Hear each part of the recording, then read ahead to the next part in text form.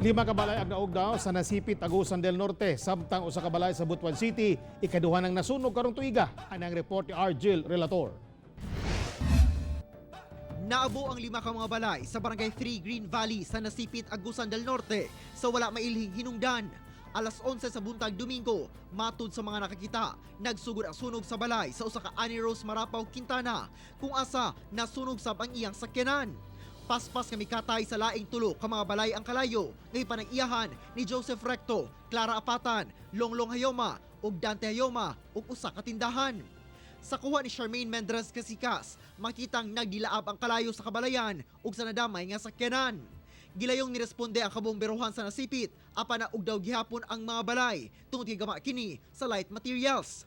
Gibana-bana ang anaa sa tunga sa milyon ka pesos ang nadanyos tungod sa sunog. Nagpadayon pa ang investigasyon sa hinungdan sa sunog.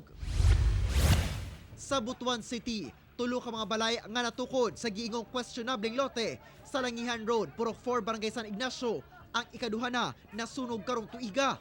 Sa investigasyon sa kabomberohan, pasado alas 11 sa milabayng gabi, nagsugod ang kalayo sa likod nga balay sa mga biktimang sila Antonio Lapiz, Jessica Perez ug Karil Mosge. Unom ka fire truck ang miabot aron palungon ang kalayo. Niadtong Marso 9, dunasay sunog sa lugar kung asa kapin 100 ka mga balay ang naugdaw. Gipanag-iyahan kuno ang luna sa usa ka Raymond Christopher Gaerlan. Anaa sa 150,000 pesos ang danyo sa maong sunog. Ako si Argel Relator para sa One Mindanao.